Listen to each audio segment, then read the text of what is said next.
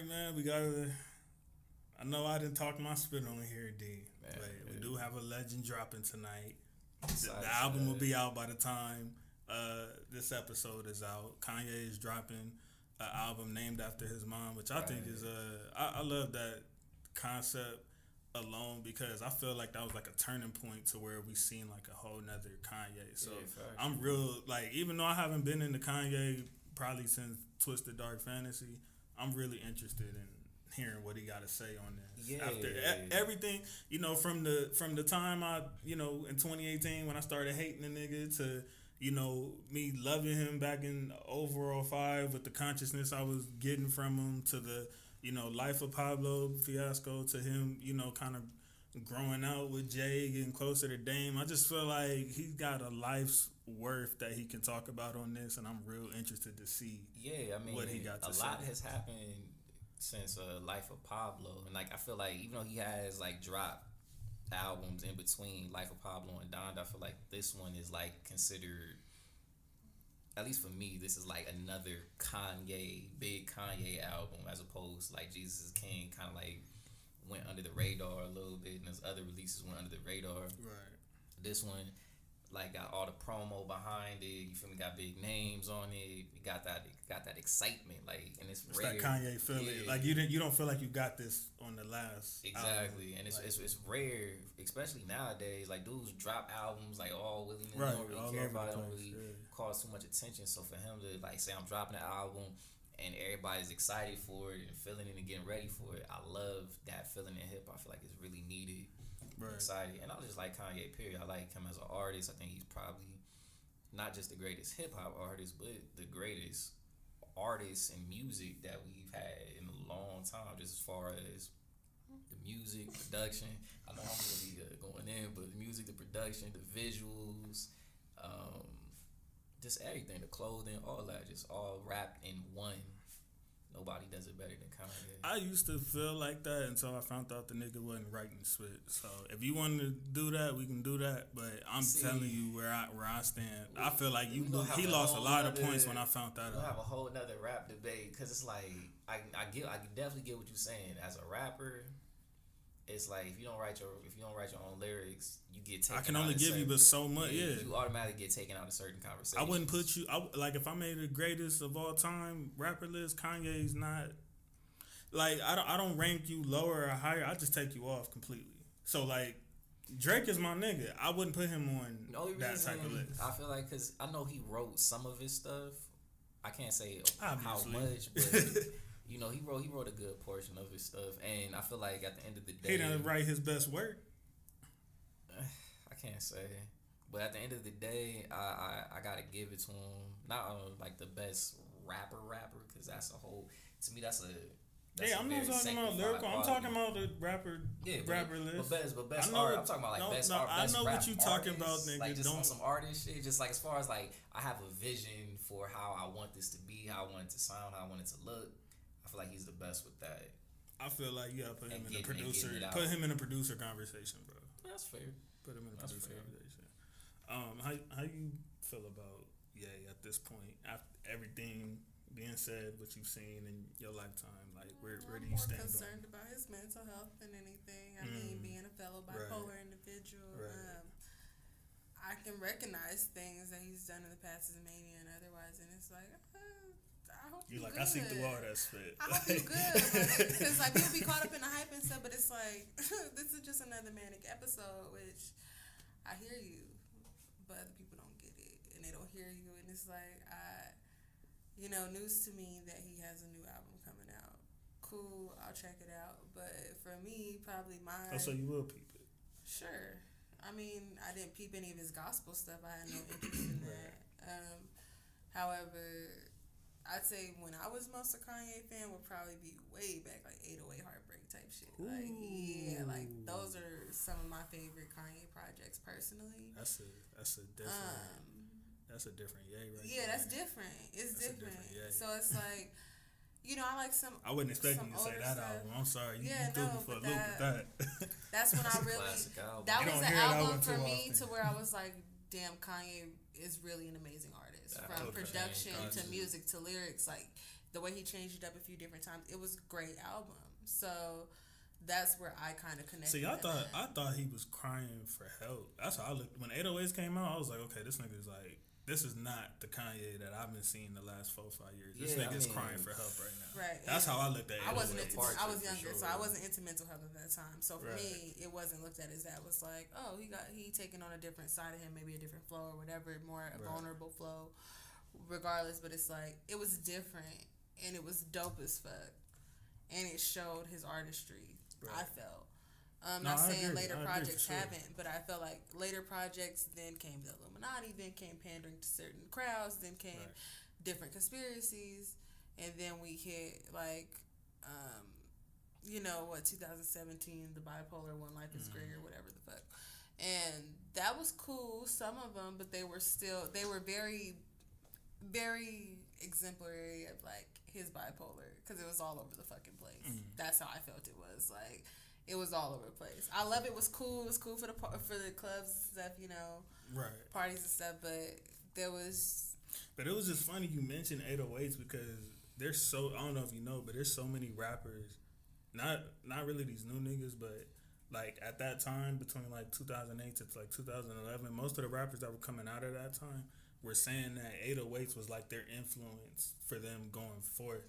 Like a lot of them took a derivative from that album where I listened to it, was like I seen him perform Love Lockdown and I was like, oh my gosh, like, what's wrong with this nigga? Like, and they took a lot from it. It was more of a depressive tone of it. It definitely more vulnerable, sadder side that was a little darker, but ultimately like and away from his usual consciousness. Right. You know what I'm saying?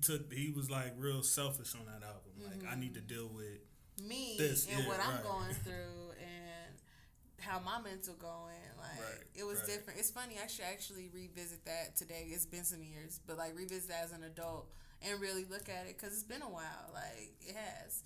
For me, like I said, I'll check it out. I like the reference to his mom being the album title. That's cool. I think that's great. I feel like, I was never a fan of his clothing line. I never felt that. Yeezys. I never felt that. You wouldn't rock a pair of Yeezys. Absolutely not. I feel like Kanye had the Kardashian curse. Definitely had a Kardashian. Absolutely, curse. Like he fell into that for sure. In between his half sci-fi / Jesus time shag wear. Like he didn't know what the fuck he wanted to do. Man, I don't like it. You remember the shag? Damn, I forgot about that. Oh my god, that's what I'm like. That real post-apocalypse wear. That post-apocalyptic, that struggle 2.0. Like that aftermath struggle. I didn't like none of it. I feel like that's kudos to his creativity. That's his creative outlet, whatever. But like. Also representative, personally, of like, oh, you definitely different. Mental illness make you different. I don't know if this is part of it.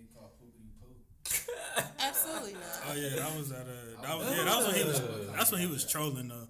Ooh. I think he was trying to say like, I could do any type of song, do whatever the hell I want. Y'all still gonna listen to this shit. Like I think that was his whole point of that. Yeah, that's when I feel like he was definitely cursed by the Kardashians. I feel like he kind of got caught up in that. I feel like he lost. I feel like the turning point of where he lost himself landed him to the Kardashians.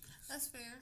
And then it just went downhill. He continued to snowball. Right. And but I don't think they're the reason. But I think the issues he didn't deal with. Like, because the Kanye that I grew up on wouldn't touch the Kardashian family with a 30-foot pole. Yeah. And it got to be weird as a man to, like, prior to meeting a girl, see her in a sex tape and be like, I want to wife you. And then act like you got Mother Teresa when you do get it. I didn't get that. Let you be the Kardashian. There's that too, I guess. I don't care who she is. I mean, don't get me wrong. That's a business move for sure. Yeah. Business move. For sure, but I mean, not for Kanye though, nigga. Nah, even for Kanye. He helped they brand. Well, and mind you, she did. Let's not shit on her all the way because she did help bro out of debt and all that other stuff, from my understanding. False. No. That is a rumor and a narrative that's been going around. What happened was Kanye tweeted that he was 50 million in debt, which is insane. He cleared that up immediately, but nobody remembers that. Okay. And I knew that nigga wasn't no 50 million in debt. I just know like Kanye. You gotta remember with these celebrities, they broke be different than our broke. I understand that. You know what I mean? So when he said that, I knew there was something off. He immediately cleared that up in a TMZ interview and said, "No, I wasn't saying I'm in debt right now. I was just saying that." I spent $53 million over the past 13 years chasing my dreams, and I wanted to just make sure that all entrepreneurs in America knew that, you know, it's possible to go under and still make it out. You know, at one point, I was trying to empower myself. You guys keep telling me to start my own brand and all that and not go to these people, but I tried that. I tried to do it on myself, and I lost. I think when he did the Houseway, he said it there. He was like, I spent $13 million on my own money, and that crashed for reason A, B, and C. So he went into debt, but his companies and his deals with Gap and all the stuff he was doing, that was where he started. Like, he was already in the middle of rising back up. But, you know, the Kardashian clan out there put out this narrative that Kim was the one that got him out of debt, because at one point people were thinking that she was still richer than him until she went on like, I take that back. And until she went on like Jimmy Kimmel or something and said like, well, he's richer than me, and then that's when people started realizing like, oh, this nigga's about to be a billionaire. So, and that wasn't, I'm not trying to get on your neck or nothing, but I've been seeing that narrative a lot, and I never answer to it because I'm not about to waste my life seconds sitting there defending Kanye's financial status when I'm trying to get there myself. But yeah, I just need to point that out. That's a false narrative that's been running, and I dare somebody to challenge me on this. Find where she says she got him out of debt, or he said it, or vice versa, or whatever. I'll cash app you whatever you want. That's a bet out there.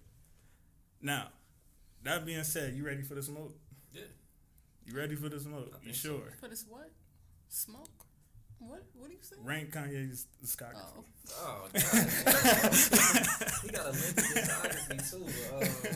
Shit. Don't ask me. It's like we gotta take it and say like the whole best to least. All right. Well, least I gotta start with least. Least for me is Yeezus. Shit. I'm gonna just start right there. Yeezus is always gonna be the absolute worst. Absolute worst. Why does it seem like Kanye fans been trying to rewrite history and act like that was some type of great? Today I seen a ranking, they had that number 3. I have no idea, but that is like for me that's the worst. I get he was trying to do something different and clap it up for him for trying to be different, but that's the worst album. For sure, I agree. The best album. I think the album that I enjoyed the most was Late Registration. Probably Late Registration. Then after that, and it's like, man, I watched so many interviews and videos about how Late Registration came to be. I ain't even gonna get into it, but it's like he connected with the composer of another movie called what's that shit called? Damn, I'm forgetting it. It's Infinite Sunshine or something like that, or The Spotless Mind. It's another good Jim Carrey movie. But anyway, that album was magical to me. Late Registration. After that, it's College Dropout, and it's Graduate. Hold up, wait. Late Registration, College Dropout, Graduation. Shit, but then My Beautiful Twisted Dark Fantasy. I don't even know how I would squeeze that one up in there. See, I used to be like you with that. As far as like late in college is for sure number 2. Yeah, but I think as I got older and as time went by, I have no problem with Dark Twisted Fantasy being number 1. I have no problem. I don't have anybody who want to. Personally, I would say Late Registration. Yeah. I would say Late Registration for me personally. Number 1 for sure. Yeah. I would say Late Registration number 1, but Dark Twisted. I'm sorry, like even with College Dropout, like, and that could be a fight, that could be a squabble.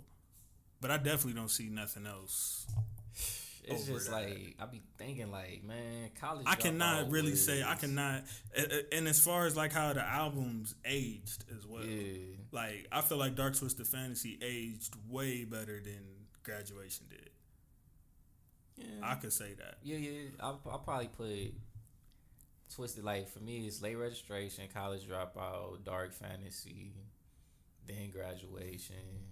Where you put Pablo? Like, is Pablo in that conversation or not? Yeah, for sure. But Pablo... No, is it in that top 4 conversation? Oh, top 4? Nah, I can't put it in my top 4. For me, it's a fight between 808s and Pablo.